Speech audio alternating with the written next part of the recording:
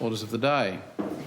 Order of the day number 2, End-of-Life Choices, Voluntary Assisted Dying Bill 2020, Bill number 30, second reading. The Honourable Member for Mersey.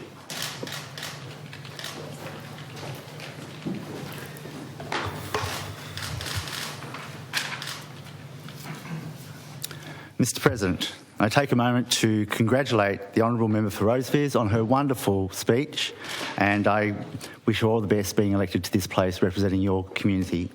I'd also like to congratulate the Honourable Bastian Siddell, who spoke so eloquently last week at the last sitting, so congratulations. I'd also like to welcome back a colleague from Pembroke, and I'm sure you're going to balance mother and professional life very well. Thank you, Mr President. I move that this bill be now read a second time. Honourable members, the bill before you today seeks to provide for and regulate access to voluntary assisted dying, to establish the Commissioner of Voluntary Assisted Dying and for related purposes. I'd like to begin by explaining a little bit about how this piece of legislation came to be. As members may be aware, the issue has had a long history in this state. 2 inquiries have been held and 3 bills pertaining to voluntary assisted dying have been tabled in the other place.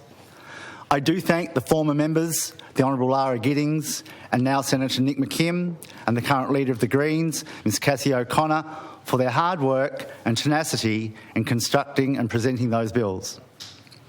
Voluntary assisted dying, in fact end-of-life choices in general, is a difficult topic for many people to openly discuss, let alone agree upon. Therefore, it was not entirely unexpected in previous political and social climates that the bills were not successful despite the best intentions and efforts of their proponents. Greek philosopher Heraclitus said, "The only constant in life is change," and change things have. Honourable members, it is not a difficult task for any of us to recall times which perhaps only seem like yesterday, where the political, familial and community views were very different from those we experience today. I was born in late 1959. Around this time, the societal landscape seems, to younger generations at least, completely removed from current norms. To name but a few issues, the Vietnam War conscription policy, which caused painful divisions between families and friends and ultimately resulted in huge numbers of unsupported and marginalised veterans. The absence of rights for or recognition of Indigenous people, still referred to then in the Constitution as natives. It seems almost hard to believe in 2020. And the first wave of feminism since the suffragettes was taking off, with many women forgoing the norm of life at home, keeping house and raising children. Women having been re-identified upon marriage from Miss Jane Jones to Mrs John Smith. Women protesting to demand equality in the workplace. Women having control over their own bodies and finances. And still, Mr President, there are still changes needed within that space. However, things have changed. Time has marched on. So many of the freedoms and the privileges and rights we enjoy today were hard fought and often just as fiercely resisted. But as I have found frequently on the path to tabling this bill, the things in life that really matter rarely come easily.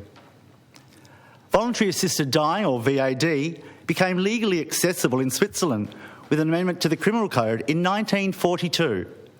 Since then, other countries and jurisdictions have adopted the practice for their citizens, utilising a range of legislative structures, and interestingly, Mr President, 50% of all voluntary assisted dying legislation in the world has been passed in the last 5 years.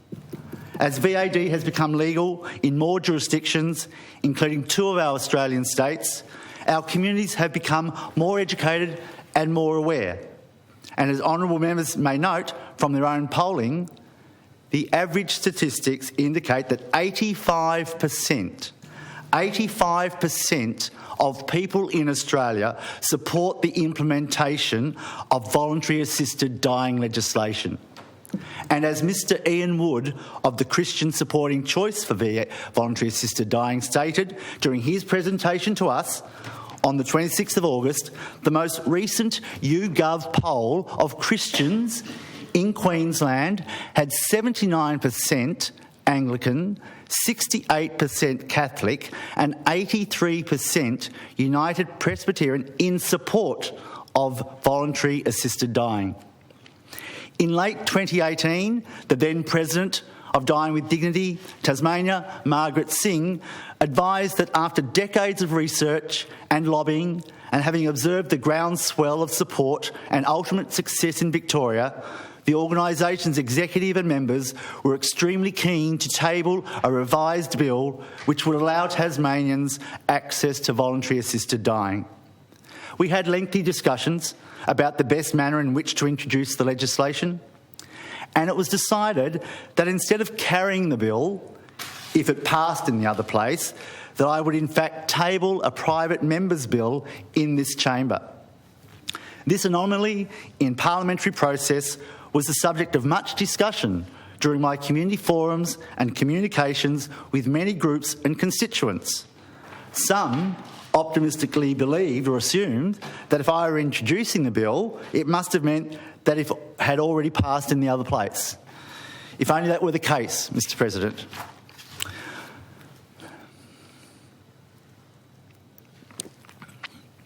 Following on from my meetings with Dying with Dignity Tasmania, I travelled to 5 jurisdictions where VAD currently occurs: the Netherlands, Belgium, Switzerland, Canada, and I went to the United States, to Oregon. And I was introduced through Dying with Dignity Tas connections to 11 international experts, all highly regarded in their fields. They included palliative care experts, medical practitioners, university researchers, senior legal counsel. There were current and former politicians and several health practitioners who are directly involved in the assessment of eligibility for and administration of VAD. Their collective knowledge of constructing and strengthening legislative frameworks, ensuring adequate safeguards and best practices, legal protections for the person and the practitioners, as well as detailed anecdotal evidence of their own experiences with people utilising VAD, working closely with other end-of-life services such as palliative care and the families, was generously and candidly shared in the interest of trying to help craft a bill absolutely tailored to suit the Tasmanian environment, absolutely tailored to suit our place.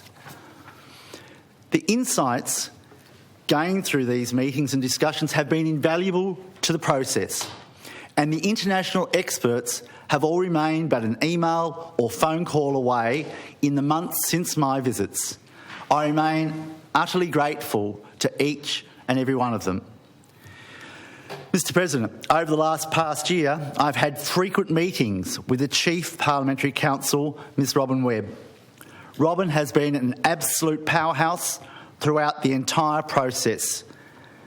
And I take a moment here to thank her for her extraordinary contribution in researching, constructing and reviewing this bill from start to finish.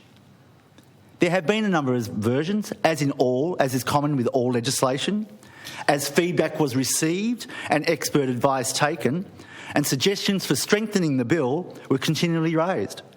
Robin's professionalism and experience meant that there was never any moments of panic or despair. Perhaps the odd raised eyebrow now and then, but the sense of calm resolve was ever present. When the former Premier, the Honourable Will Hodgman, gave permission for OPC to assist in this process, I could not have conceived that not only would we have the most senior and experienced drafter on the job, but that over 210 hours of work from Robin would go into the drafting, followed by the Q&A process and preparations for clause briefings with members. I extend my thanks to the Honourable Premier and his government for allowing continued access to OPC. The resultant bill is a testament to the skill, dedication and tenacity of Robin Webb and the Office of Parliamentary Counsel. Mr. President, I didn't tell this to Robin, but when her first draft bill at the end of January was sent to Jocelyn Downey in Nova Scotia, and Jocelyn is responsible for the Canadian bill, she was so impressed, she said to me, would this lady like to come and work for us? Now, I haven't told Robin that until the bill is finished, but I just have to say that was the high regard that Jocelyn Downey had, who's one of the international experts about the craftsmanship of our Senior Office of Parliamentary Counsel. Hear, hear. Mr. President, in January this year, which seems a very long time ago, I took the bill on the road to present a series of community forums in every local government area in the state. I found it to be an exciting month, presenting 35 forums across 29 councils.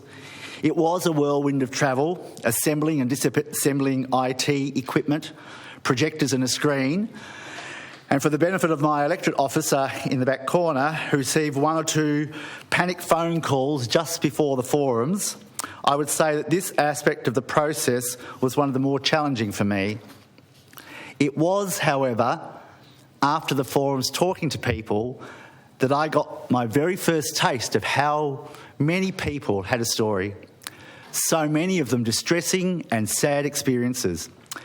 And so many altruistically desperate to support the bill, as they advocated to me to please get this through. We don't want anyone else to go through what our beloved brother, sister, partner, mum, dad, nan or grandpa did. Indeed, Mr. President, when one person would stand to the side at the end of a forum to speak with me with tears in their eyes, waiting to tell me about their lost loved one, that was hard enough. But when two people with tears in both of their eyes, I often knew that one would not be here for very much longer. That was very, very hard. I suppose perhaps one of the most beautiful things about Tasmanians is that they are loyal, they are strong and they are community-minded. Here these people were lying bare their most upsetting experiences, knowing that this legislation could not in any way tangibly help their loved one, but wanting to help those who may be faced with a similar end of life journey. These face-to-face meetings, letters and phone calls and emails, as well as the hundreds of submissions we received, of which members received a copy 2 weeks ago, have been a constant reminder to me to never lose sight of how vital and how important and how needed this legislation is. Even though in Tasmania it may only involve very small numbers of people and their loved ones, to those individuals who are contemplating or already experiencing a painful and intolerable decline, the comfort and security that this bill will provide in ensuring that they may find relief from their suffering at a time of their choosing cannot be understated. That they will find relief from their suffering at a time of their choosing cannot be understated. Throughout the year, Mr. President, I have sought and received input into the consultation draft of the bill by meeting with and contacting a huge number of stakeholders, groups and individuals, including the Australian Medical Association, the Tasmanian branch, St Vincent's Hospital in Victoria, where I travelled, members of the Royal Australian College of GPs of Tasmania, Dying with Dignity Tasmania, the Australian Nursing and Midwifery Federation, the State President and Manager of the Pharmaceutical Society of Australia, the Tasmanian branch, and the Project Pharmacist from the PSA in Victoria. I've met with the Chairperson and Board members of Voluntary Assisted Dying Review Board in Victoria, the Australian Pain Society, Palliative Care Tasmania, the Commissioner of Children, DPAC, TASCOS, disability advocates, doctors, nurses, Tasmanian medical students and staff, college students studying ethics and social issues, and I've arranged briefings for members with representatives who are in support in or opposed to the bill, and in some cases against the very issue of voluntary assisted dying itself. I have recognised that every opportunity have the right for people to voice their opinion, whether they are for or against, and I've respected that opinion all the way through this process. Mr. President, I would at this time like to welcome Jackie and Nat Gray, who are here for this parliamentary sitting.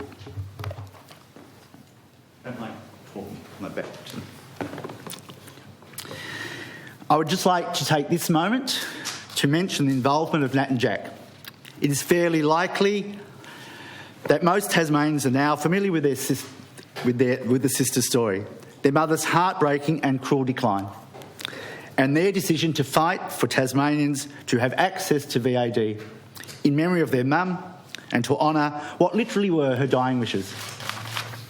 From what started out as a simple email explaining their story and sharing a diary entry from their mum's last days, Nat and Jack were soon openly reliving their family's experience and appealing to Tasmanians to become involved in the debate. Thank you, Mark. Through print, radio and social media, the sisters created Your Choice Tasmania, and what a success it has been. You should be very proud.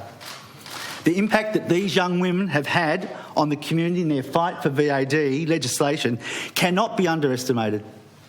They have been fearless, they have been selfless, and have provided human faces to what may be seen as a complicated and clinical issue. Your Choice Tas created the website where people could obtain more information, Facebook and Instagram pages, and they produced a brochure urging Tasmanians to take a moment to consider this issue and to be involved. They made their voice heard. 120,000 pamphlets were delivered by volunteers across the state. Recently, Your Choice Tas campaign was extended to include electronic signs and billboards and posters, encouraging Tasmanians to share their opinions and stories with MPs.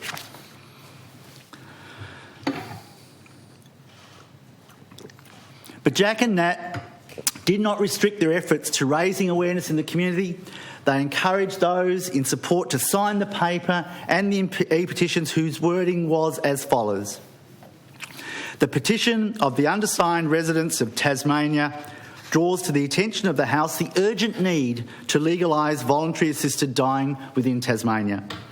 Palliative care cannot always relieve the intolerable pain of those with a terminal diagnosis nearing the end of their life, despite the best intentions and efforts. Many terminally ill patients unnecessarily experience intolerable, prolonged pain. These people should have the right to die a peaceful death in a place and time of their choosing. Tasmanians deserve freedom of choice. Your petitioners therefore request the House to support the forthcoming End-of-Life Choices Voluntary Assisted Dying Bill 2020. Mr. President, on Wednesday the 19th of August, the largest ever e-petition was tabled in the other place. Ms Cassie O'Connor MP supported the petition, which was supported by 13,082 Tasmanians. 13,082 people took the time and made the effort to sign that petition. I can remember the excitement, Mr. President, we all felt on reaching 5,000 signatures. We were gobsmacked at 5,000. It really felt as though Tasmanians were on board at that point. To have reached 13,082 is nothing short of staggering. I extend my sincere gratitude to Nat and Jack Gray and your friends and family for all of their efforts. I fully appreciate that this fight has taken an immense toll on you and your families. And I truly know that your mum, Diane, would be so very proud of both of you, your initiative, your resolve and your consideration through this process for everybody. It has been remarkable. I think she'd be looking down on you right this minute and she'd be smiling and glowing at her daughters and her grandchild-to-be. So I congratulate you on the work and effort. Ooh, I better clean this down, Mr. President.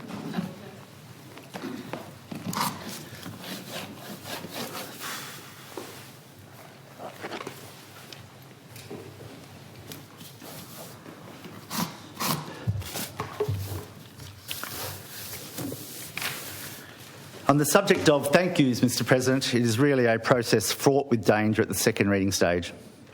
I would like to acknowledge those Tasmanians who have contacted me with their concerns and who will not or who cannot support this legislation. I do recognise, I do appreciate and I respect your opinion and your contribution to this valuable discussion, this valuably important community discussion.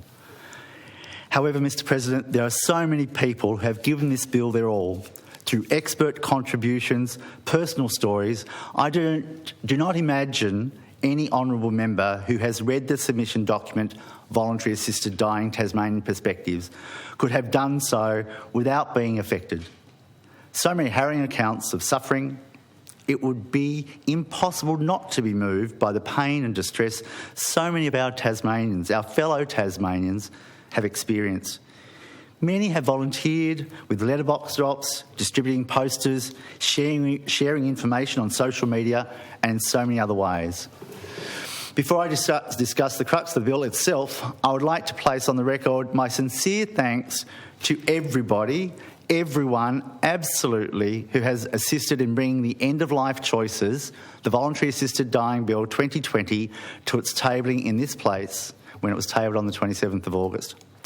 I hope this Parliament and the 40 elected representatives will give you the result you're all hoping for.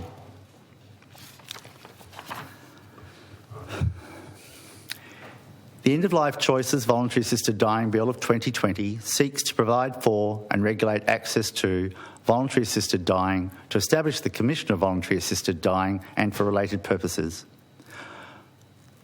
For far too long, terminally ill Tasmanians have been unable to legally end their suffering. And I mention the word legally because it is a somewhat disconcerting, perhaps uncomfortable fact that a number of families have been devastated by the violent or lonely death of a loved one who made it clear that because they were unable to access a legal, safeguarded, supported and painless process by which they might alleviate their pain, it was simply too much to bear, and they took matters into their own hands. On the 7th of August 2019, the Western Australian Minister for Health spoke of the coroner's findings that indicated that around 10% of suicides are linked to chronic disease or terminal illness. 10%. He responded, "These are the wrongful deaths that we should be concerned about. This is where our compassion is lacking. We can do better than condemn people to suicide. This is also an unknown cost, the cost of unsuccessful suicides. That people are left so desperate is shocking. The distress for their families, unimaginable." Mr President, often the decisions that were made did not just impact upon their person and their loved ones, but our first responders, police and ambulance members, neighbours, those who chanced upon some very traumatic and confronting situations, and in some cases, the emergency department personnel, mental health teams and allied health personnel who supported the person if the attempt was survived. Mr Robert Cook, in his submission, stated, "I am a serving police officer with over 30 years of operational experience. Too often have I attended incidents of suicide, of persons suffering terminal illnesses." Thanks, ma'am. At times, the methods employed by people suffering are extremely traumatic, involve the use of firearms, self-asphyxia, and often drug overdoses. This leaves a terrible legacy for their loved ones, not only grieving for the loss, but also dealing with possible lifelong trauma themselves due to the sometimes extreme and violent methodologies employed by the person suffering. He went on to say, "It is the greatest of certainties that all of our lives must end. The right to choose the timing and most humane method of ending one's life is an inalienable right that none but the person themselves should have the ability to choose, free of fear of prosecution of loved ones and medical staff who may assist them, free of fear of prosecutions of loved ones and medical staff who may assist them." I firmly believe that this legislation is well overdue and is capable of being enacted with the strictest of oversights to ensure it is only available to those who meet the required standards. It has been successfully passed in other jurisdictions, and I see no reason for the continued denial of choice and dignity to those enduring untold suffering, pain, and ultimately death. I hope this issue can be debated maturely and in a timely fashion to expedite its passage through Parliament.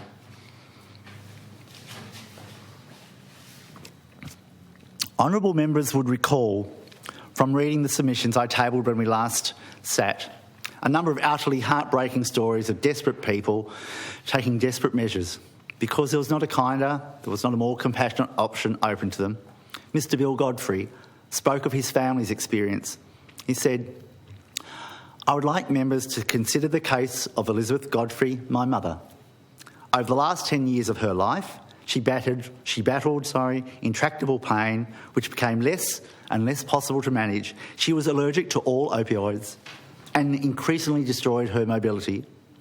In the absence of VAD legislation, she made 4 attempts at suicide. At the end of 2002, she made the final 2 attempts.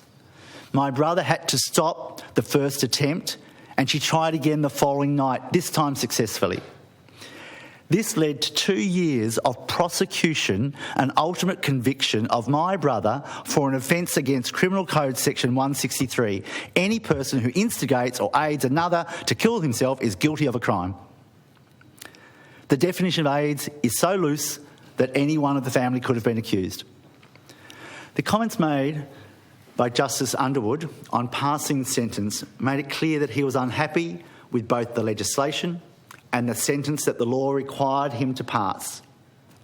Having been closely involved with this case, I'm also aware of other cases where the sufferer and family have gone through a similar agony.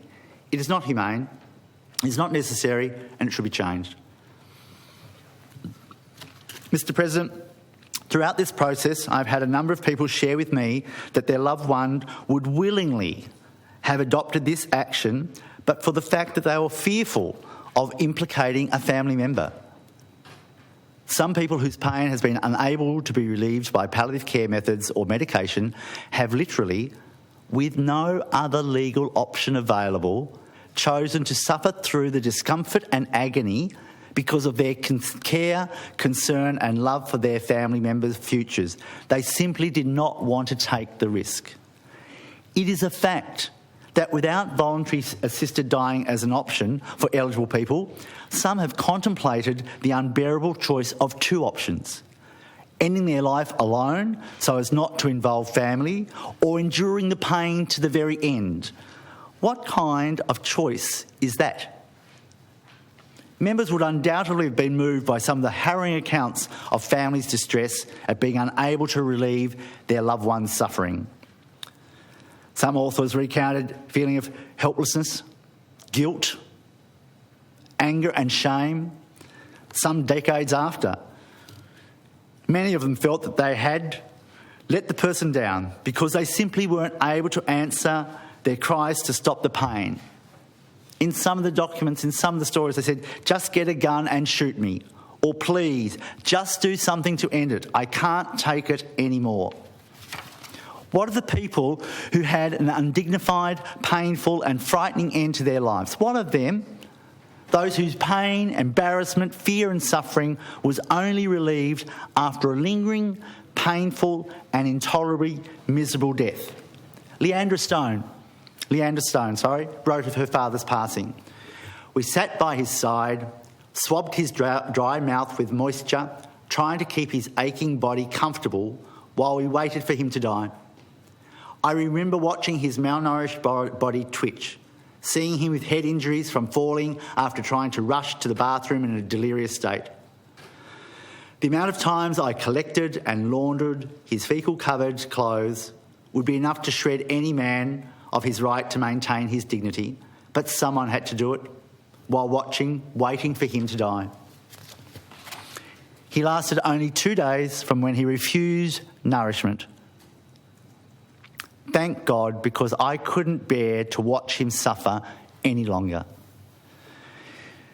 Mr. President, is that what we want for for our terminally ill, whose pain is unable to be managed or relieved by the most fervent efforts of dedicated, excellent palliative care specialists, doctors, nurses and support staff? I don't think so. That's not what we want. That's not what our community deserves. Honourable members, from the submissions and anecdotal evidence from medical professionals, we know that there have always been situations in which people were assisted to die.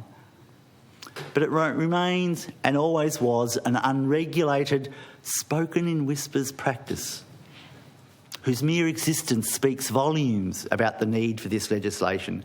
Doctors and nurses whose loyalty to and compassion for their patients led them to provide assistance which is essentially illegal and in a breach of their code of ethics and a great risk to themselves professional.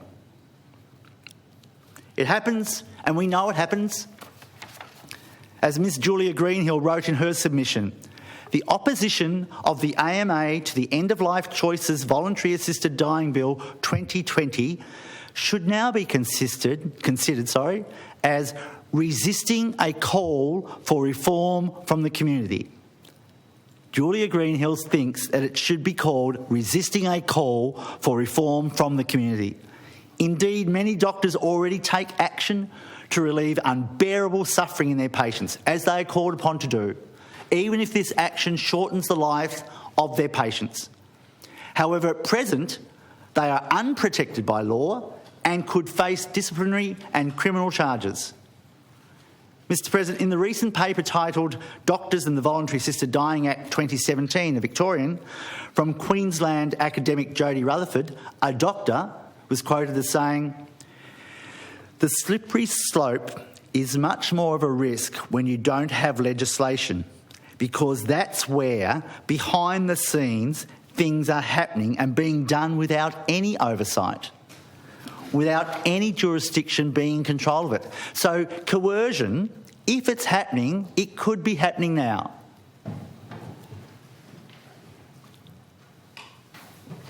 Honourable members, let's now work together in this chamber today to implement a legal framework which can provide a safeguarded and protected process for our medical fraternity and the admittedly few people who are in genuine and desperate need to access to voluntary assisted dying. In fact, it is a fact that palliative care can help the majority of people in achieving a peaceful, comfortable end to their lives.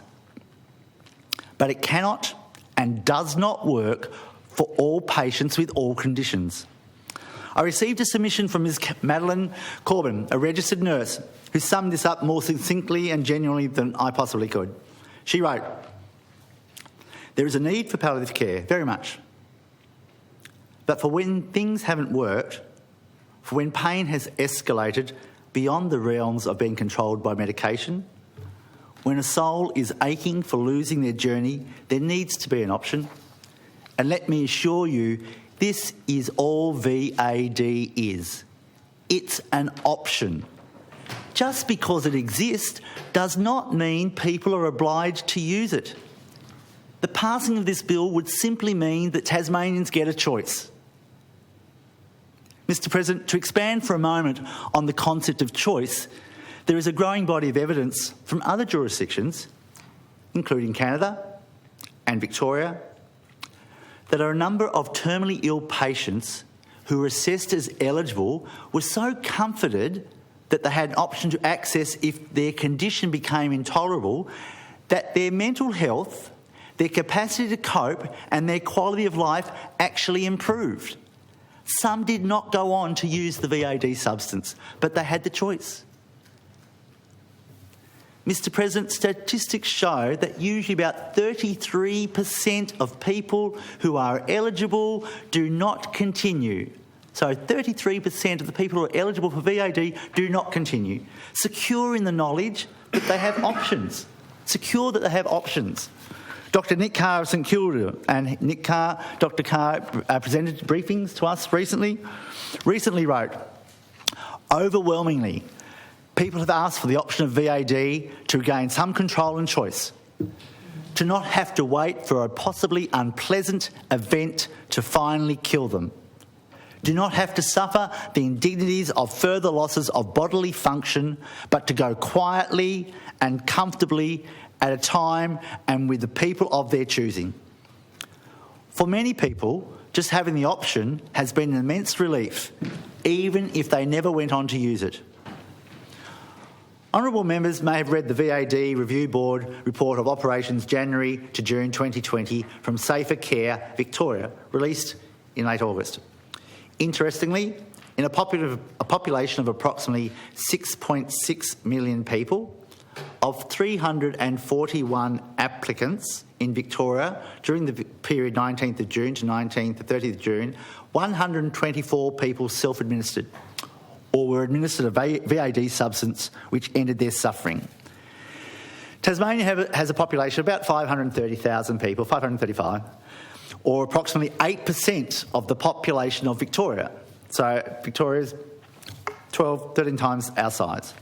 On the raw data, this provides a projection of the figures in Tasmania being in the region of 28 applicants, with perhaps 10 people in a calendar year progressing to actually utilising the VAD substance. I can remember when Victoria released that report, and they said 124 deaths. That's 2 a week, more than 2 a week. They had 42,000 deaths that year in Victoria.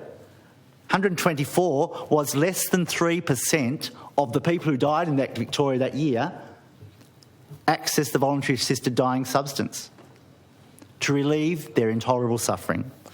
Put simply, the End of Life Choices Voluntary Assisted Dying Bill 2020 will allow a small number of terminally ill Tasmanians who wish to make a choice about the timing and the manner of their death the legal right to access voluntary assisted dying, giving themselves and by extension their loved ones surety about their capacity to end their suffering when they so choose.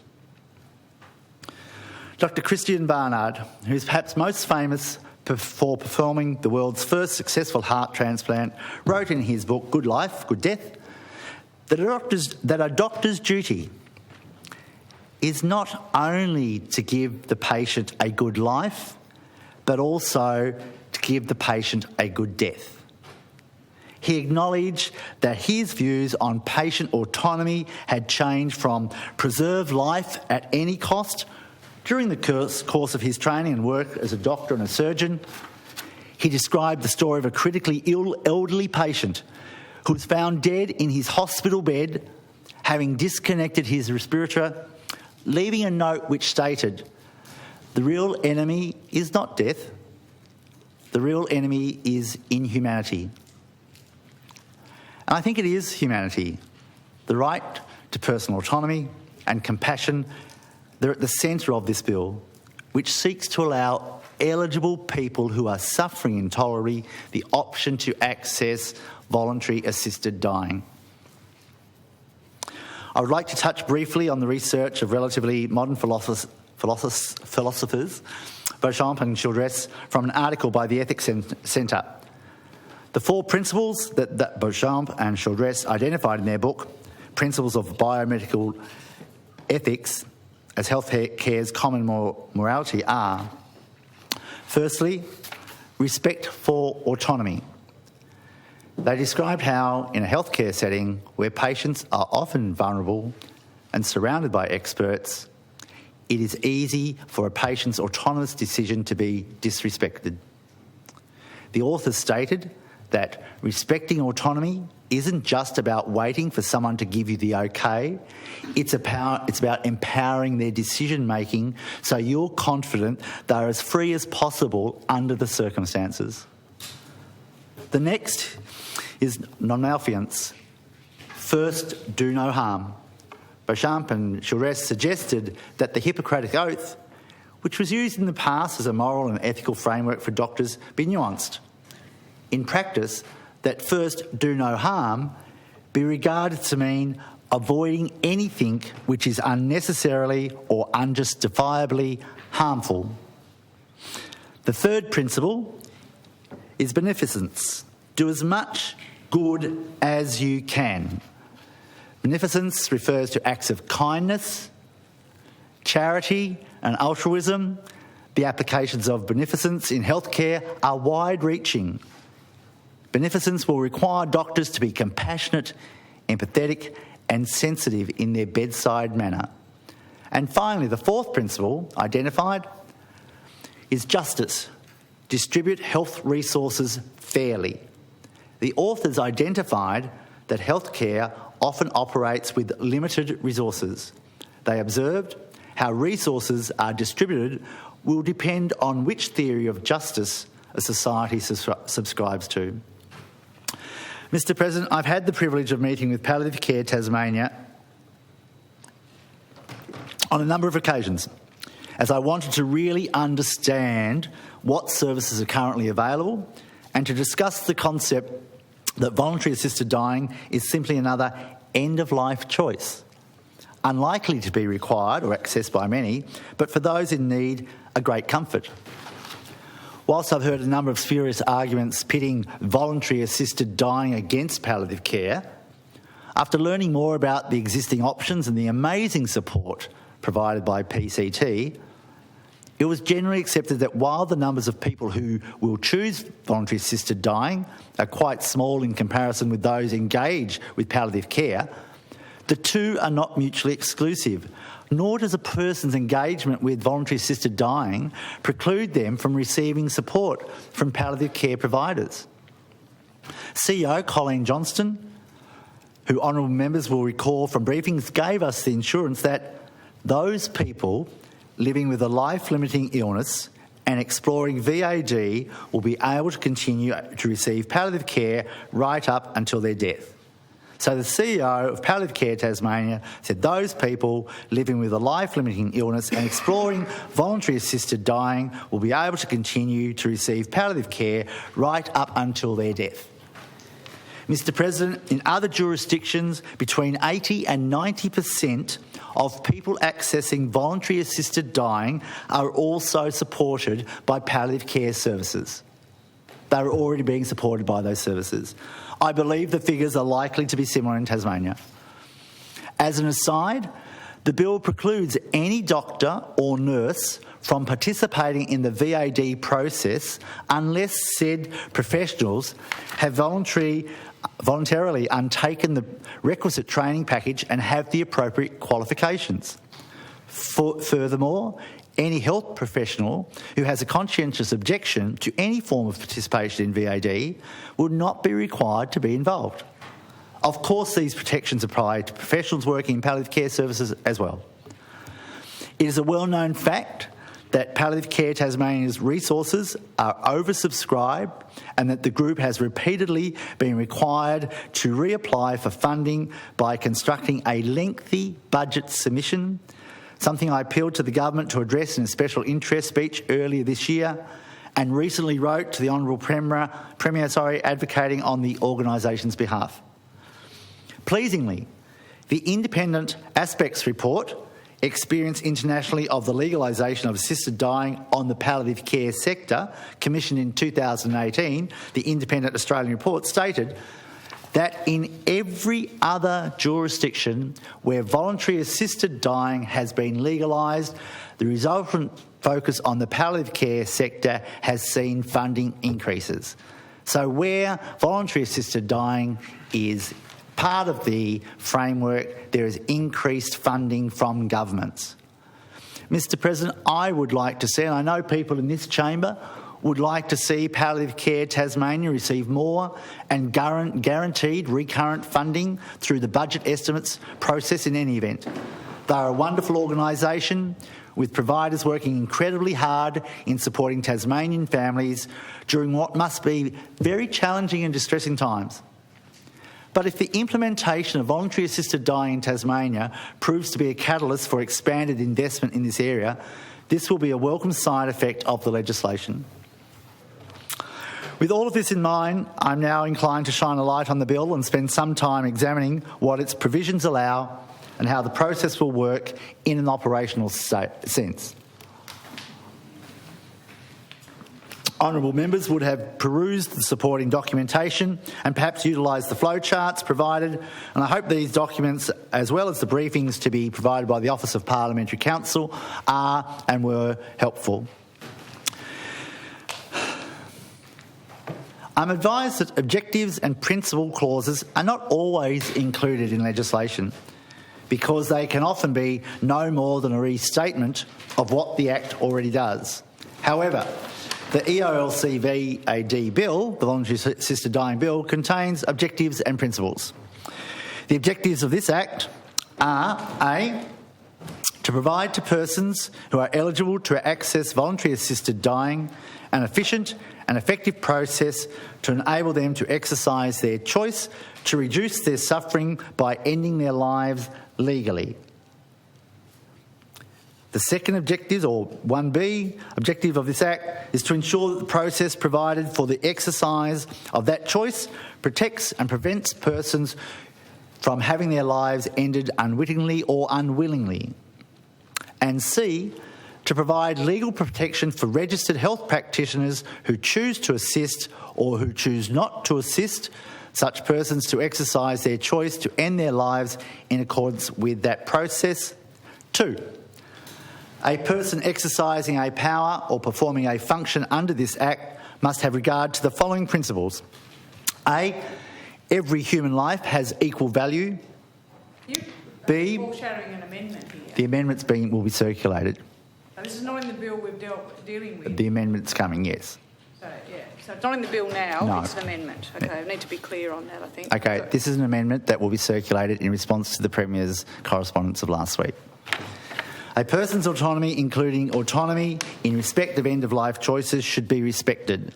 C, a person has the right to be supported in making informed decisions about the person's medical treatment and should be given in a manner the person understands, information about medical treatment options, including comfort and palliative care and treatment. D, a person approaching the end of life should be provided with high-quality care and treatment, including palliative care and treatment, to minimise the person's suffering and maximise the person's quality of life.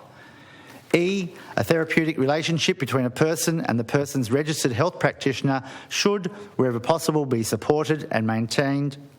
F, a person should be encouraged to openly discuss death and dying and the person's preferences and values regarding their care, treatment and end of life should be encouraged and promoted.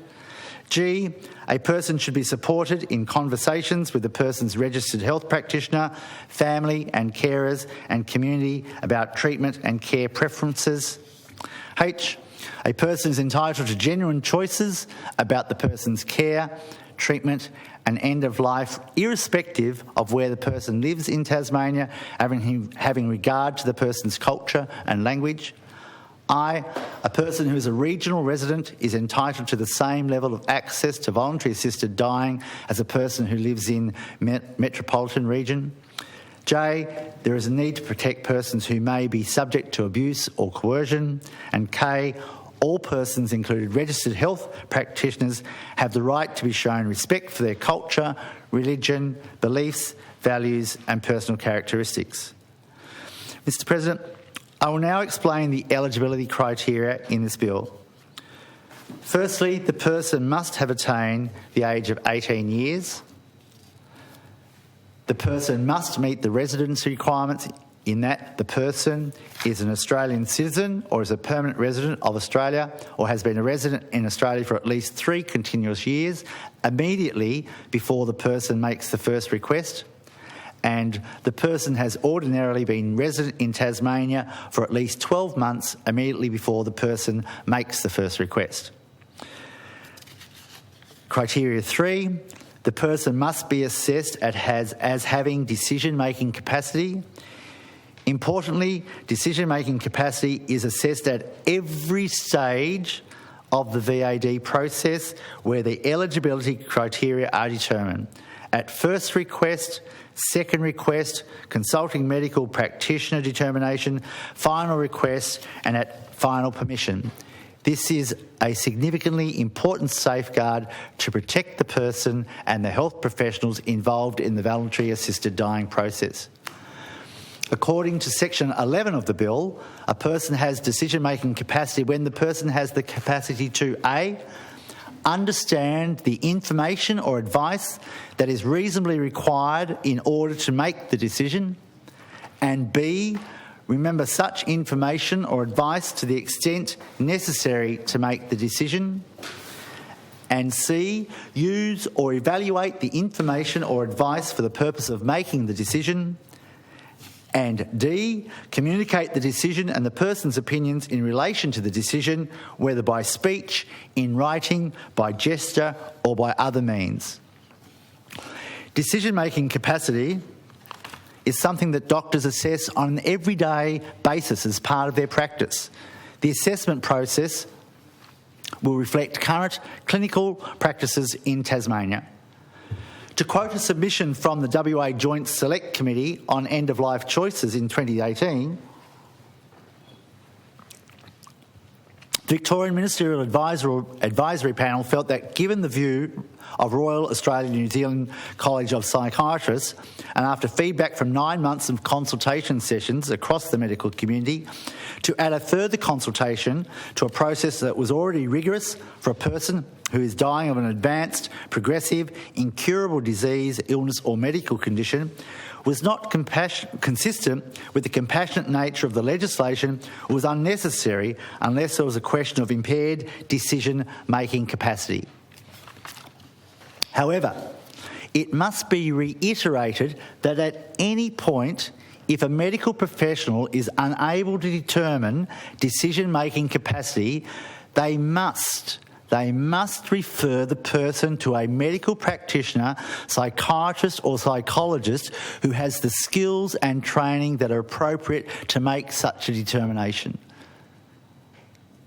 So the PMP or the CMP cannot make a determination if they do not have enough and the correct information. This section, section 11.4, was included as another safeguard for the person and the health professionals involved in the VAD process. 4, the person must be deemed to be acting voluntarily. Voluntariness is a core principle of this bill. In fact, the very title of the bill is a clear and finite expression of what it seeks to provide for those determined eligible.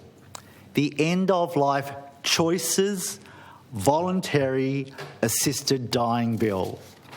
The bill, in fact, contains protections which ensure that acting voluntarily with regard to the VAD process is necessary for the person, for the medical professionals in their various roles, and for witnesses and contact persons in case of private self-administration.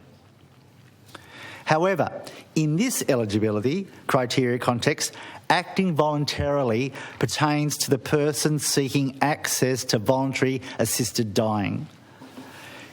In drafting this bill and seeking feedback from stakeholder groups, the issue of coercion was discussed repeatedly at length, and it was acknowledged that many of the safeguards within the bill, that's fines, training and mandatory reporting processes, are specifically aimed at deterring and identifying coercion, and if necessary, immediately ceasing the voluntary assisted dying process.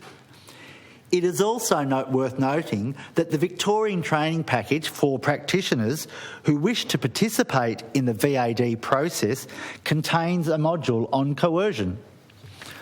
I anticipate that the planning for the training package here will draw on the Victorian experience, and that the Commissioner of Voluntary Assisted Dying in Tasmania and experts involved will make amendments in accordance with this bill and for the Tasmanian setting. 2 very experienced Victorian doctors who actually work in that space, Dr Nick Carr and Dr Cameron McLaren, who provided briefings, stated that medical professionals deal with this issue regularly, both within and external to the voluntary assisted dying process, and that doctors are very attuned to, quote, weeding out any signs of coercion, and if there is a hint of suspicion, that doctor would, and have in the past, scheduled additional consultations and assessments to ensure the person's safety and genuine voluntariness. The 5th one, the final eligibility criteria, the person is suffering intolerably in relation to a relevant medical condition. A relevant medical condition is defined in the bill as follows: Section 5(1), a disease, illness, injury or medical condition of the person that is advanced, incurable and irreversible and is expected to cause the death of the person. Section 5(2), Clause 5(2) says, a disease, illness, injury or medical condition of a person is incurable and irreversible and is expected to cause the death of the person if there is no reasonably available treatment that is acceptable to the person and can cure or reverse the disease, the illness, the injury or medical condition and prevent the expected death of the person from the disease, illness, injury or medical condition. Just as a person who seeks to become involved in the voluntary assisted dying process must be deemed to be acting voluntarily, similarly, our medical practitioners and registered nurses may also only be involved if their participation is voluntary. Any professional may be excluded from involvement at any stage by stating a conscientious objection. In any case, no health professional may be involved unless they have a minimum of 5 years of experience following registration as a doctor or registered nurse and they have voluntarily undertaken the Voluntary Assisted Dying training course as dictated by the Commissioner of Voluntary Assisted Dying. The health professional who does choose to be involved must update their training every 5 years. This is also the responsibility of the Commissioner to keep track of individual professionals' training requirements.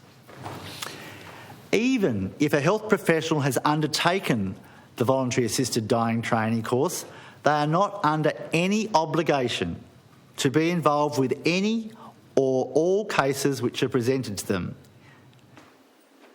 Mr. President, I would imagine that the instances of someone undertaking the training and then wishing not to be involved would be rare. But as an example, if a doctor in a small town has been approached by a terminally ill patient whose family are openly opposed to the idea of voluntary assisted dying, and the doctor feels uncomfortable with being involved, the doctor is not obliged to accept a request, but may provide the details to the Commissioner and support the person in order to find another doctor who may be comfortable in being involved. Similarly, Section 15 of the bill states that a person may at any time, orally or in writing, inform the person's primary medical practitioner and administrating health practitioner that they no longer wish to access voluntary assisted dying. At the time of this statement, the process ceases and a note is made in the person's medical records and the Commissioner of Voluntary Assisted Dying is informed that they no longer wish to access voluntary assisted dying. It should also be noted that if the person withdraws from the process at any point, there is nothing to prevent them making another first request at a later stage and the voluntary assisted dying process starts again. In Tasmania, as in Western Australia, doctors will be permitted to discuss the legality and potential availability of voluntary assisted dying as an option with patients. Indeed, though, they are required that all options regarding end-of-life care must be fully explained.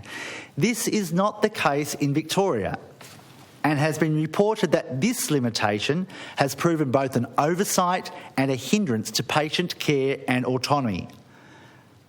This is not to suggest that the practice is encouraged or advocated, merely that a doctor may advise a person of its availability, and in the same manner, a patient may ask their doctor or specialist for more information. Honourable members have heard Dr McLaren and Dr Carr mention this shortcoming in briefings and provided in articles that they believe it to be an issue that the Tasmanian bill has improved. Should a person decide that they wish to make a first request, the bill dictates that the person must have received the relevant facts in relation to access voluntary assisted dying before doing so. The relevant facts are to be contained in a form approved by the Commissioner for Voluntary Assisted Dying, and they have to provide the following: information as to the operation of the Act, information as how the person's eligibility is to be determined, information as to the functions of the Commissioner of Voluntary Assisted Dying and contact details for the Commissioner, information as to what assistance to die the person may receive from a primary medical practitioner or administrating health practitioner, and information as to where advice in relation to palliative care or other treatment or other pain relief may be attained. They are the relevant facts that a person must receive as determined by this bill. As honourable members would appreciate from the fifth point, it is a condition of proceeding to the point where a person makes a first request that they have also received detailed information as what all of their end-of-life choices may be and where to seek further help, clarification or support.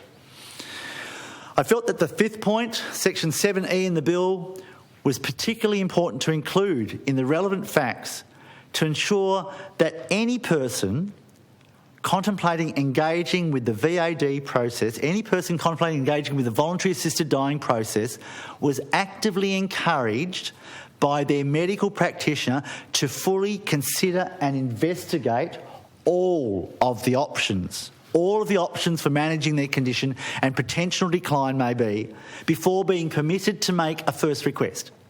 These are the safeguards that we've got throughout this bill. If the person has not received the relevant facts, the person is not to have made a request, but must be given the relevant facts by the medical practitioner. If a person who has received the relevant facts wishes to make a first request, the person may orally or in writing, in person, request the medical practitioner to determine whether or not the person is eligible to access voluntary assisted dying. At this point, the medical practitioner has 48 hours in which to advise and decide the person whether or not the request is accepted. This is not to determine eligibility. This is to say, yes, I accept your request, or no, I don't accept your request. You've got 48 hours to do it. But whether a medical practitioner who is not an authorised medical practitioner, that is, they haven't completed the requisite VAD course and they don't have the appropriate years of experience, must refuse a first request. So if you're a medical practitioner and you don't want to be involved in voluntary assisted dying, you just don't do the training, and then you can't be involved. A medical practitioner may refuse to accept a request for any reason, including but not limited to a conscientious objection to voluntary assisted dying, and the person must be advised as soon as possible, but within 7 days, that the request is refused. Okay, so as soon as possible, but within at least 7 days, the person has to know, because that's a fair and just thing to happen. A medical practitioner who refuses or accepts a request may, but is not required to, provide reasons for accepting or refusing to accept the request. A medical practitioner who accepts the first request becomes known as the person's primary medical practitioner, the PMP, and I'll refer to this now as the PMP throughout the rest of it. So that's the primary medical practitioner. So the doctor is qualified, understands, has done the training, accepts the person's request and becomes the PMP. That person is in control of this process, and hopefully that person will go from stage 1, first request, and if need be, all the way through to the final request. However, it is incumbent on the PMP to advise the person of their decision to accept the request within 7 days, to note on the person's medical records that the PMP, the primary medical practitioner, has accepted a first request from the person, and to notify the Commissioner for Voluntary Assisted Dying that a first request has been accepted. I have been asked as an aside, Mr President, why did we use the term PMP, Primary Medical Practitioner? In Western Australia, they use the word Coordinating Medical Practitioner and Consulting Medical Practitioner. That's two CMPs, and we thought it made it clearer in our bill that there's a Primary Medical Practitioner. That is the person who will follow through with the case. I think that's important for people to understand. You can see, Mr President, that this legislation already has detailed safeguards incorporated. Sections 22 and 23 provide a very detailed list of all of the actions which may or must be taken by the PMP, the primary medical practitioner, prior to determining the first request.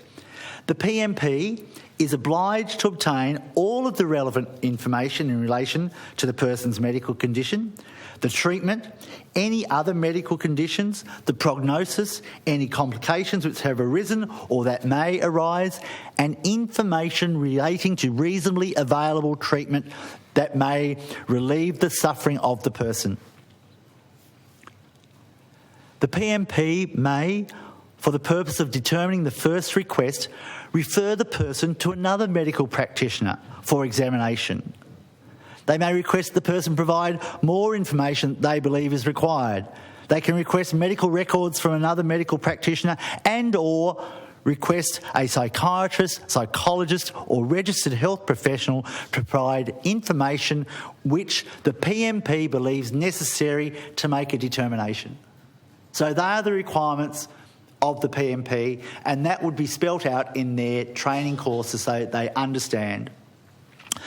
I was grateful to receive a query from another honourable member about the involvement of specialists in the VAD process, in the voluntary assisted dying process. As members would be aware, one of the more complicating and operational road-blocking issues that has been experienced in Victoria, where a specialist opinion is required, is the difficulty of people involved in voluntary assisted dying being able to obtain appointments with voluntary assisted dying trained specialists. Given the difficulty in accessing specialists in Tasmania already, and the fact that general practitioners are indeed specialists in general medicine, Section 23 was introduced to provide assurance that should a PMP, a primary medical practitioner, require the advice of another specialist in order to prepare for making their determination, they may do so. So before they make the determination, they have to have all the relevant information regarding that condition. It should be noted, though, that the PMP is not involved in the process to make a specialist determination about the person's condition if that is not their specialisation. E.g., a general practitioner would not make a very specific diagnosis or prognosis of a complicated multiple cancer case. This report would have to come from an oncologist. The PMP's role is to assess the person against the eligibility criteria for voluntary assisted dying. A determination of the first request, whether eligible or not eligible, is to be provided to the person. Copies are to be placed on the person's medical records and also given to the Commissioner of Voluntary Assisted Dying. If the PMP has determined a person's first request renders them eligible to access voluntary assisted dying, the person may make a second request to the PMP. The process for the second request mirrors that of the first request, but the second request requires the signatures of two witnesses. The person must not make a second request to the PMP within 48 hours of the person having made a first request. The reason being, unless the opinion of the primary medical practitioner, the person is likely to die within 7 days, or the person is likely to cease having decision-making capacity within 48 hours. If you go back to the first request and the person is determined eligible, that person goes away. They may not come back for 2 months to see their PMP again. At that stage, the PMP is required, once the request comes in, to reassess the person in their decision-making capacity, their voluntariness, the medication, the the terminal disease would probably not have improved, and they don't have to recheck their age or their permanent residency, but they still have to recheck their decision-making capacity and the vulnerability. Two people must witness a second request, and one of the witnesses must not be any one of the following: a family member, a person who believes they may benefit financially, a residential care provider or employee in relation to the person, or a person who is a resident in the facility in which the person resides. Neither the person's PMP or CMP, consulting medical practitioner, may witness a second request. If the PMP has determined a second request as rendering the person eligible for voluntary assisted dying, the PMP, the primary medical practitioner, is to refer the person to another medical practitioner for a second opinion. So the primary medical practitioner says, yes, you're eligible, determined. The second request comes in, it's signed by two witnesses. Yes, you're still eligible. You then have to refer that off to another medical practitioner. A medical practitioner, it starts again, so there's some consistency throughout the Act or throughout the bill. A medical practitioner to whom the person is referred must advise the PMP within 48 hours whether they accept or refuse to accept the referral. The medical practitioner may refuse the referral for any reason and is not required to, but may give reasons as to their decision why they've refused. A medical practitioner who accepts the referral from the PMP becomes the CMP or the consulting medical practitioner, and that person responds to the PMP and receive copies of all the medical reports and all the information in relation to the person. The CMP may examine or ask questions of the person and may seek further information from the PMP in relation to the person. The coordinating medical practitioner may also refer or request that the primary medical practitioner refer the person to another medical practitioner for examination, or to a psychiatrist, psychologist or registered health professional to provide information which the consulting medical practitioner believes necessary to make a determination. These are all the safeguards that we've got within this bill. A CMP who makes a determination in relation to a person must, as soon as practicable, but within 7 days, place a copy on the CMP's medical records in relation to the person and give to the Commissioner a copy of the determination. The person's primary medical practitioner is to advise them of the determination, place a copy on the person's record, and also send a copy to the Commissioner. So it's a double checking thing, one from the consulting medical practitioner and one from the PMP. In order to prevent undue pressure on doctors and misplaced optimism on the part of the person, if two CMPs determine the person is not eligible, the process ends.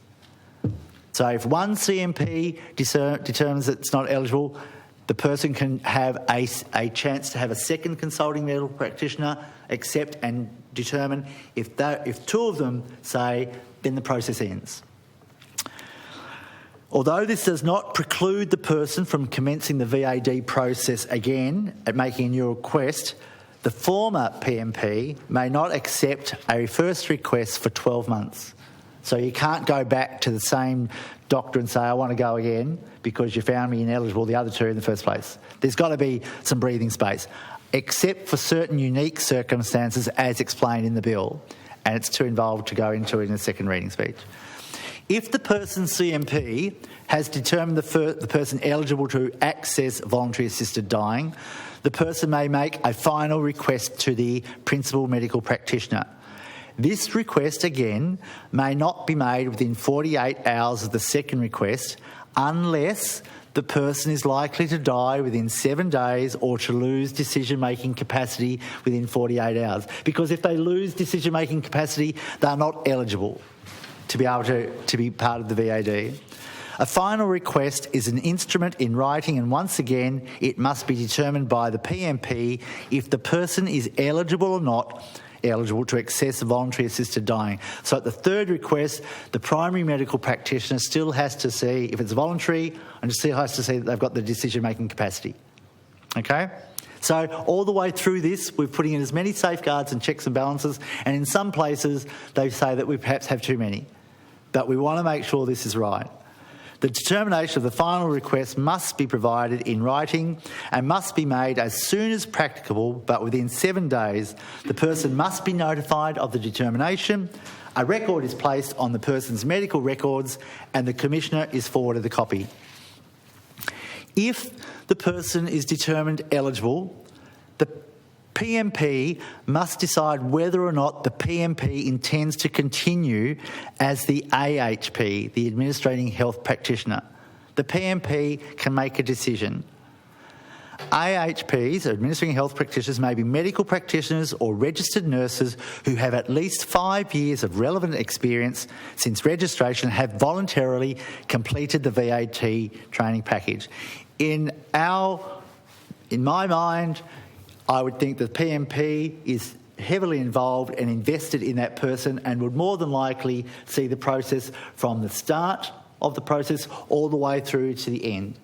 But in those situations where something may occur in the PMP's life, that they may not be here, that something might happen, we can't have the process just stops, because the person is then left in limbo and would have to start the process all again. So we've introduced the AHP, the Administrating Health Practitioner.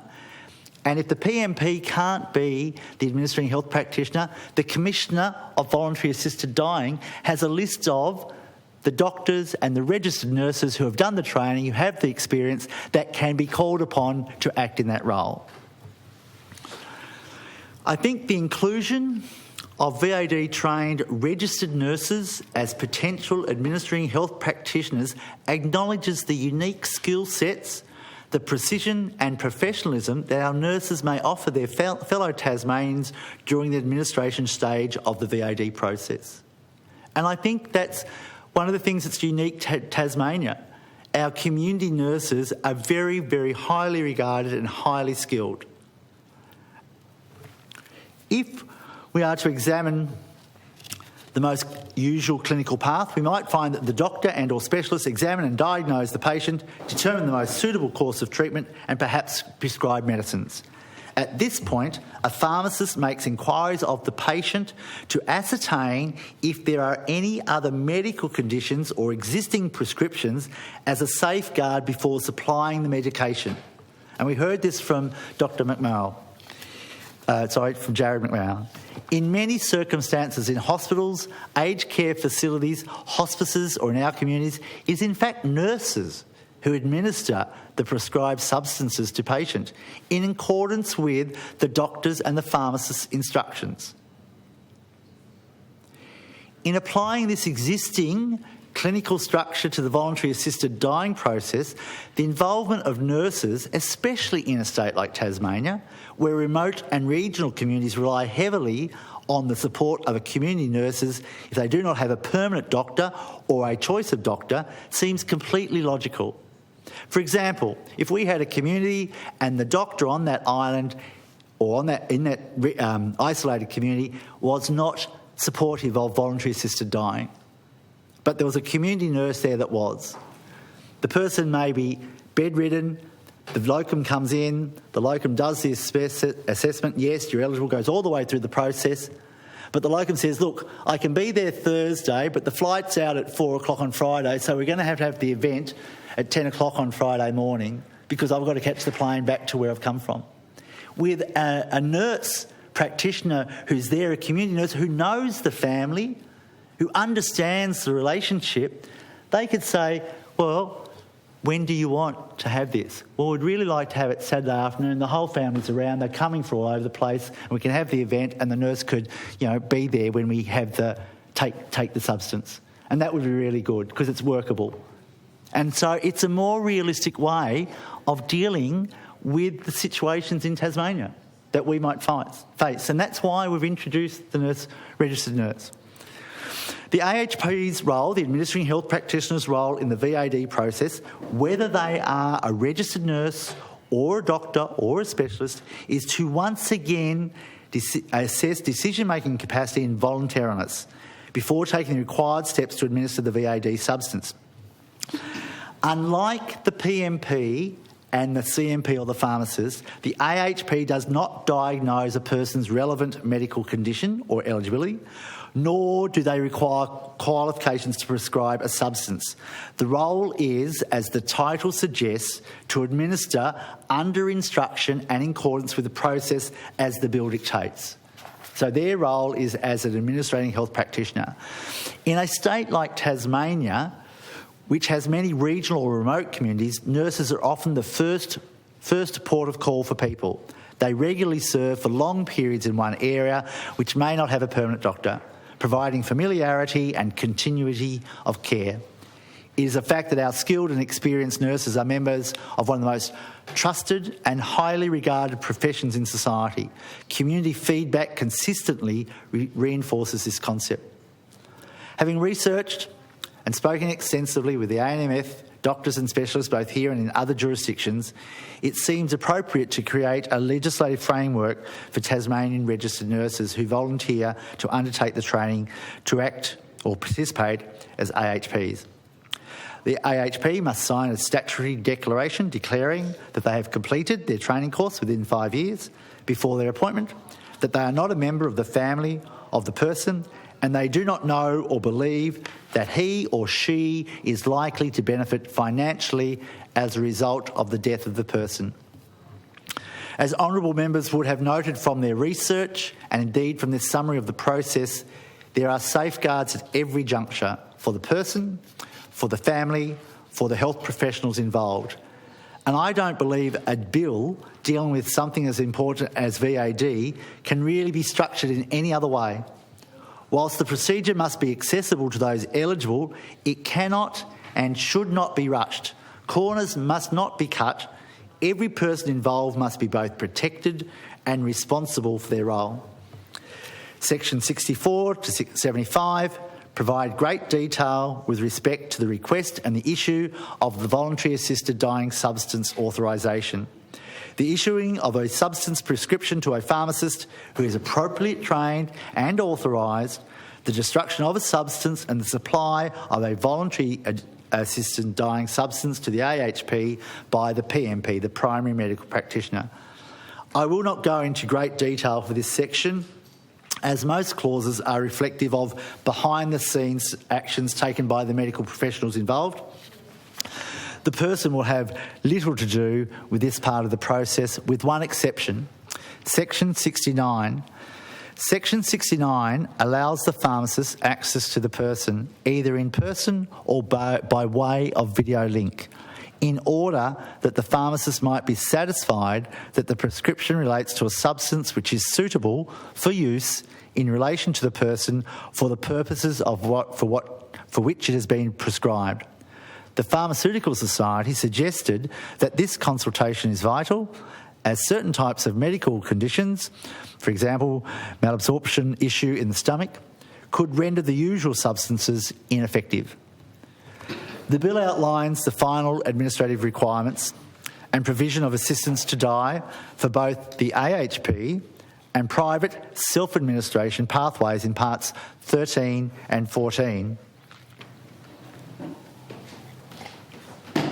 If an AHP is satisfied that a person is likely on the balance of probabilities to die within 6 months from a disease, illness or medical condition, or where the person has a disease, illness or medical condition that is neurodegenerative, the person is likely on the balance of probabilities to die within 12 months from a disease, illness or medical condition, whether it is neurodegenerative, and the AHP is satisfied that the person will be able to self-administer a VAD substance, the person's AHP must complete and sign a private self-administration certificate. If the person has met the criteria for and been issued with a private self-administration certificate, and a contact person has provided written acceptance of their appointment to the AHP and the Commissioner for VAD, the person's administrating health practitioner may supply the VAD substance to the person. In doing so, the AHP is to show the person how to self-administer the VAD substance. Clause 91 details the duties of the contact person, including the requirement to notify the person's AHP that the person has died after privately self-administering the VAD substance and storing and returning any unused substance to the administering health practitioner. A person's AHP must notify the coroner of the death of a person. If a person has not been issued a private self-administration certificate, they will proceed with the administrating health practitioner AHP pathway.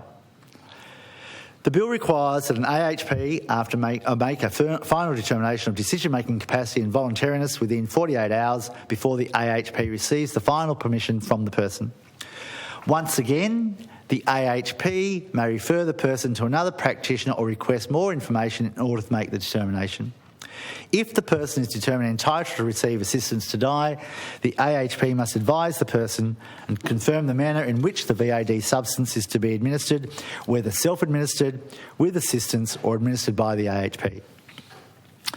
A person who wishes to receive assistance to die may give to the AHP a final permission, which is a signed form stating that the person has received advice from the AHP as to the manner in which the substance will be administered, a statement that the person wishes to access voluntary assisted dying and understands that as soon as practicable, after permission is given, that the person will be provided the substance for self-administration, assisted to administer or administer the VAD substance according to the wishes of the person, as set out in the final permission and a statement intent with respect to unexpected complications.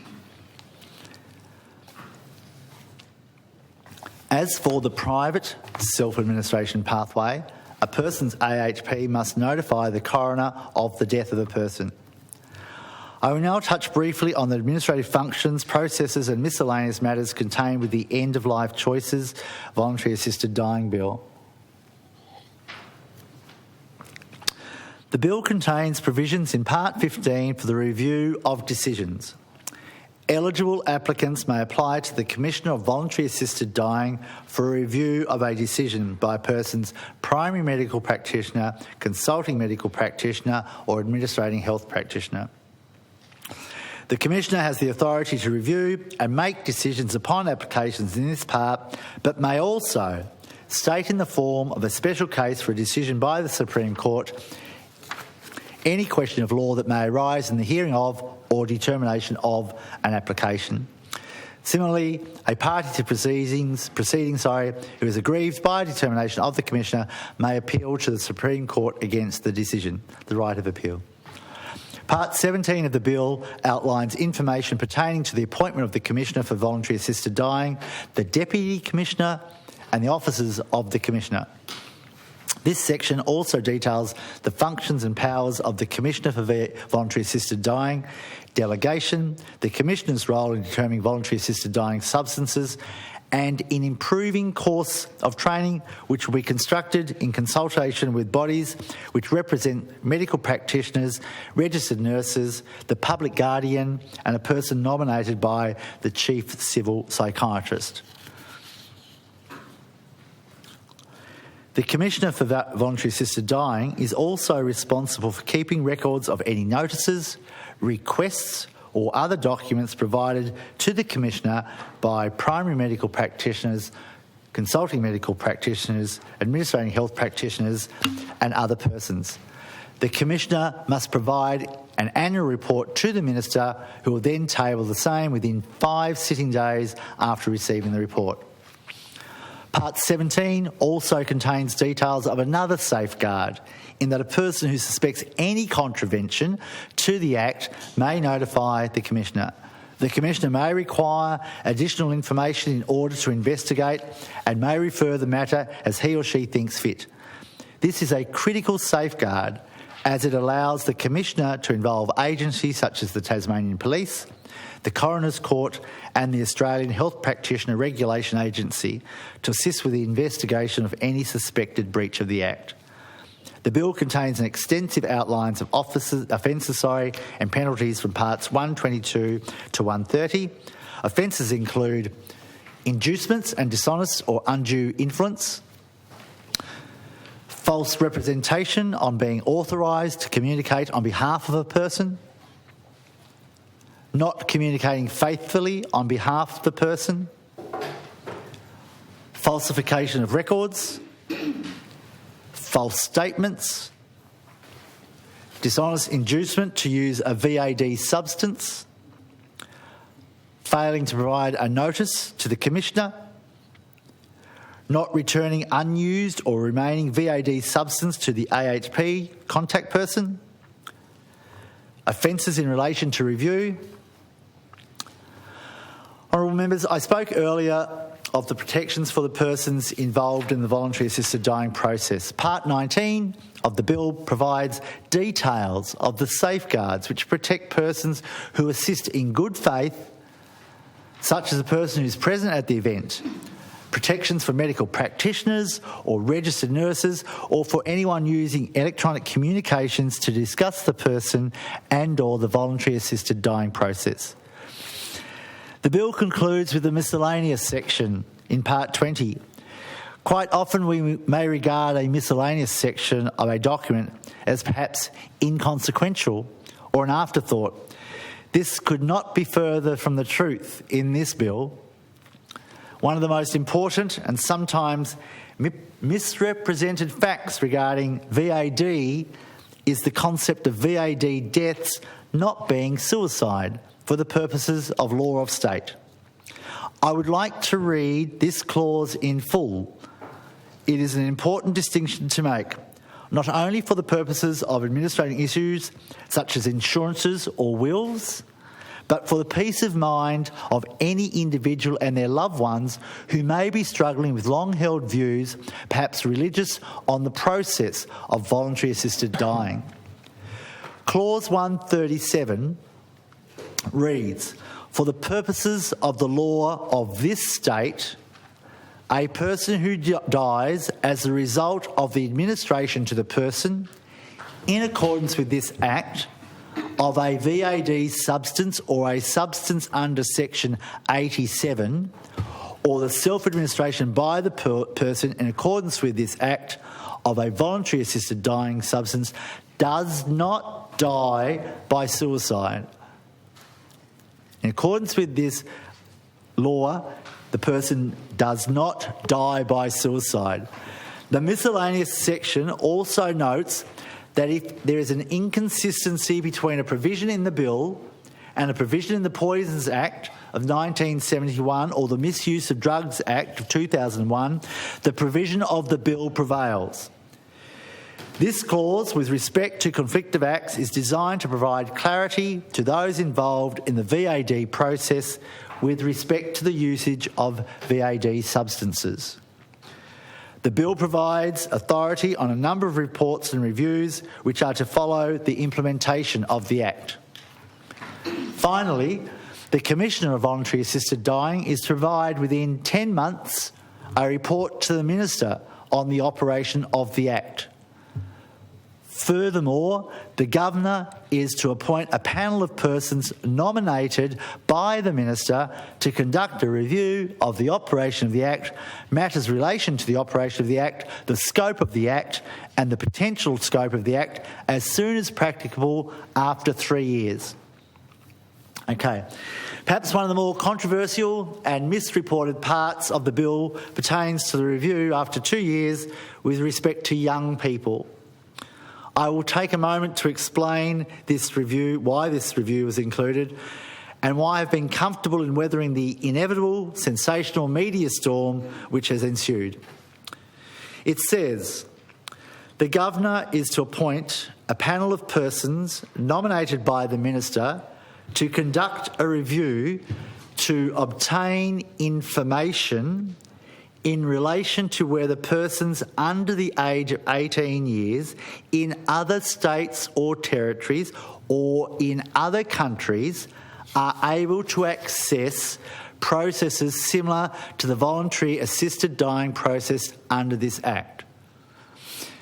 As honourable members would be aware, nothing in this clause indicates enthusiasm for or bias towards extending the Act to include children. Nothing Nothing in this clause means the Act will instantly mean persons under the age of 18 will be eligible. Nothing in this clause guarantees an outcome or recommendation to this independent review. And nothing in this clause compels the government to act on the information collated in such a review. The review pertaining to young people simply provides a mechanism for an expert panel to review in detail legislation that exists in other jurisdictions. Whether a panel finds legislation allowing access to voluntary assisted dying processes or similar in other jurisdictions, whether that is deemed acceptable or required is entirely at the panel's discretion. The reality is that any finding or recommendation must still be adopted and actioned by the government of the day. I am completely aware that this topic makes for an uncomfortable and somewhat confronting discussion, and it may have been easier for me and for this bill's debate to simply remove the review before the bill was tabled. Don't put it in. It's going to be a criticism of the bill. However, Mr. President, I was not about to do that. Early this year, I was contacted both by a Tasmanian constituent and a Victorian family who had experienced similar circumstances. They both relived the horror of their teenage, and they're both girls, daughters' illnesses, decline and death.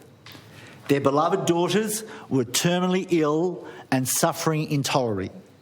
Each young lady in question, under the age of 18, and her family wanted for their death to be peaceful and in their home environment with loved ones by their side. Sadly, that was not to be in either cases. It was simply impossible. Those loving parents witnessed their darling girls slip away after some extremely trying and inconceivably difficult times in a hospital bed.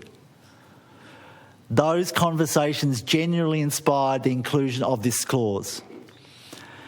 I have to be honest, discussing those family circumstances and their angst at not being able to take their little girl home for the tranquil and gentle death she so wanted made me feel that we should definitely put structures in place so that this issue can be thoroughly examined and considered in the future.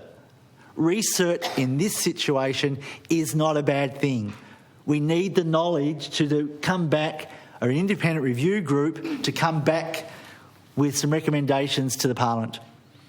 Though I'd met with experts in Belgium and the Netherlands where mature minors may have access to VAD with parental permission in exceptional circumstances, I had not planned to address the issue of young people in this bill. In other jurisdictions, the idea is being explored and reviewed, but of course it is a difficult thing to understand or contemplate, even if, as a parent, you consider what you might do if your terminally ill child begged for your consent as their pain and suffering was unable to be relieved. I would urge members to compassionately and objectively consider the importance and the genuine intent of this clause. It is not to predict or assure an outcome.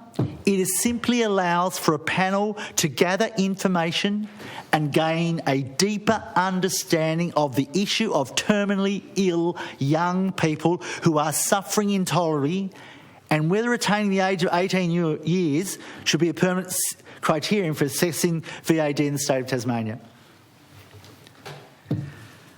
Also, at the 3-year mark, the Governor will appoint a panel to conduct a review as to whether persons suffering from a disease, illness, injury or medical condition that is not expected to cause the death of the person, but that is advanced, incurable and irreversible and cause the person suffering from pain that is in the opinion of the person intolerable, ought to have access to the voluntary assisted dying process under this Act. Again, I reiterate that this is just a review that is in this bill, in this Act, to ensure that those reviews take place and that to come back to the Parliament of the day and for those people to make a decision, for the government to make a decision whether they want to act upon it. I will perhaps elaborate further in the committee stage or in response to questions raised by honourable members if need be. Finally, the bill requires that a review of the operation of the Act be undertaken at the end of each 5-year period. Honourable members, I can fully appreciate the detailed description of the bill was perhaps a little more formal and certainly more lengthy than my usual contributions in the chamber. But with a bill of this magnitude, I felt it was necessary to provide an in-depth outline of the bill's intent, its operation and the legislative structures which are required to support its implementation and its review. I'm really grateful for your attention today, your attendance at briefings, the research you have conducted to prepare, and indeed your questions and feedback over the past few months. I look forward to your valuable contributions to the debate, which I'm sure will be respectful, learned and informative.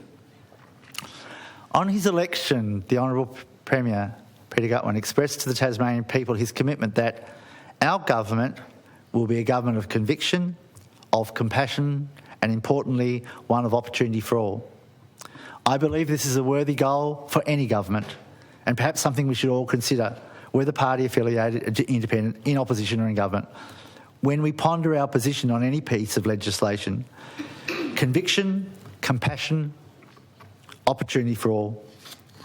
Once again, quoting from Jodie Rutherford's paper from the Journal of Law and Medicine, the Victorian doctor was quoted as saying, "We know that a lot of people who access voluntary assisted dying help never actually use it, but they get enormous relief knowing it's possible.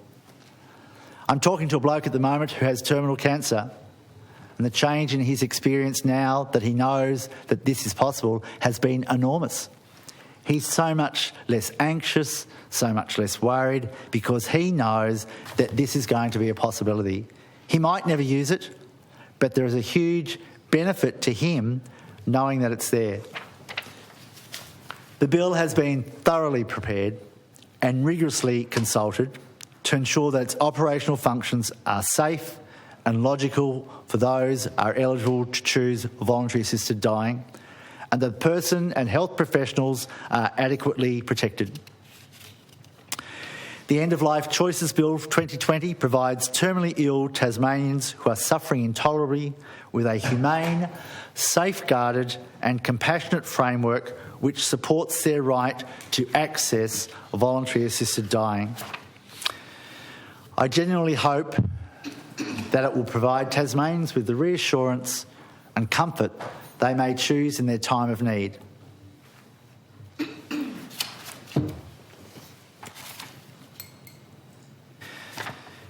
Mr. President, honourable members and those listening in their offices, I ask you to indulge me just for a few moments. Why are we here? Why are we here? This is not an existential or even a rhetorical question. It's a very personal and practical one. What I mean to ask members is more specifically, why are you in this chamber today? What made you put your hand up for the public scrutiny, time away from family and the pressures that come with standing for politics? And if it's not your first term, what made you want to do it again?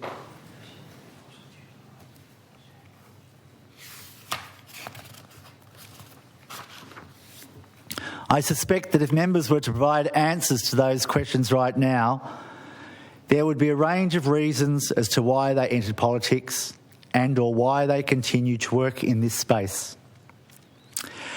But I imagine the one thing we all have in common is this. We all thought that we could make a real difference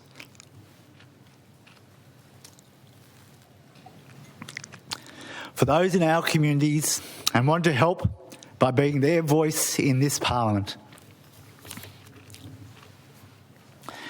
Perhaps we had this thought and waded into politics, immediately starting at state level, as our two newest members, the members for Huon and Rosevears, have done, or as many honourable members here, including myself, by working in and around our communities in local government before we found ourselves in this esteemed chamber. Perhaps we didn't see it in ourselves, but some encouragement from someone who thought, yeah, you could do a good job. You just need a little push. At some point, we all made a commitment to try and make this state a better place, to work hard to strengthen and support our communities, and above all else, to do our best for those who choose us to advocate for them. It's fairly simple if you think about it.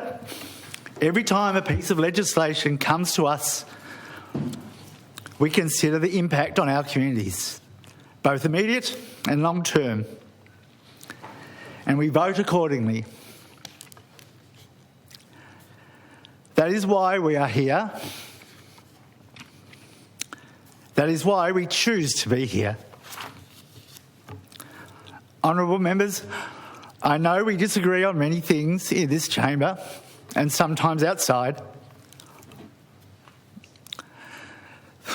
But during this debate, I hope we can all agree to put our community's wants and needs to the forefront of our thinking. Every now and again, we find ourselves reviewing a bill whose impact, whether it's passed or not, stands to impact literally every person in this state now and into the future. Today is one of those days, and I commend the bill to the Council. Thank you.